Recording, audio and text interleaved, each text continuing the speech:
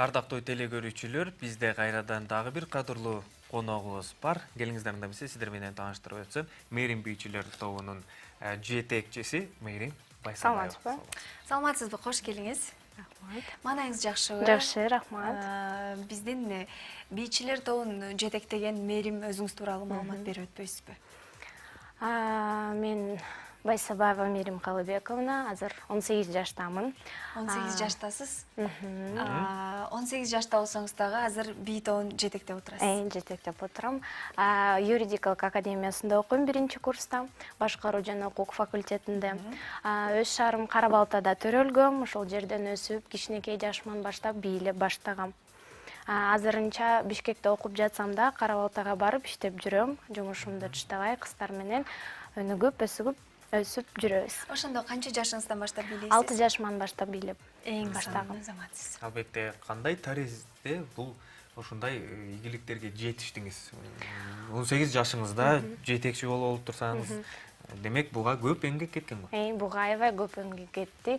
6 жашыман 13-14 жашыма дейин бийге катышкам. Ар дайым өзүмдүн тобумда солисткасы болчумун. Менин жетекчимдин оң колу болчумун. Кичинекей болсом дагы жанында эле ар дайым жүрүп, ошо өзүмдүн 1-чи мугалимден ушунун баарын үйрөндүм. Анан 9-классты бүтүп атканда чогуу бийлеп жүргөн бир бала мага сунуштады эле. Ушинтип көрбөйсүңбү? Бир сабак өткөрүп көрбөйсүңбү деп айтканда, анан мен өзүмө ишенбей, анткени мен ошондо 15-16 жашта эле болчумун. Мени деген укпайт го депчи аябай коркуп, толкунданып, анан өткөрүп көрдүм. Анда деген аялдар болчу, чоң эжекелер болчу. Бир сабак өткөрүп, аларга жакты, мен өзүмө дагы жакты. Анан ушинтип көрөйүн деп эле баштадым. Ушинтип баштап эле 2,5 жыл бойдон ушинтип иштеп жүрөм. Эң сонун, азаматсыз. Азыркы күнү бизде бий топтордун саны абдан көп. Чындыгында эле абдан көп десек болот, жана алардын биринен бири ашып чыгып, лидерликке умтулуу, башкалардан өзгөчөлөнүү бул оңой олтоң иштердин бири эмес. Мээрим бий тобу эмнеси менен өзгөчөлөнө алат? Биздин топ өзүнүн жөнөкөйлүгү менен болуш керек. Биз ар дайым эле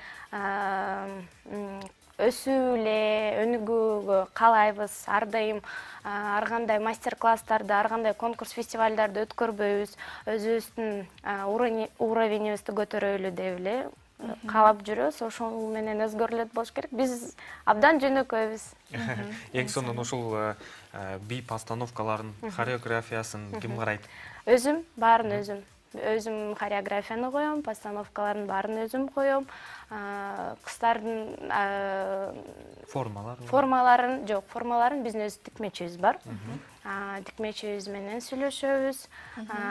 Мен ага бир идеяларды айтам, же болбосо кыздар келип мондай кылбайлыбы деп, ошо тикмечибиз менен байланышып, анан тикмечибиз бизге бүт костюмдарыбызды тигип берет. Репертуарыңызда канча бий бар?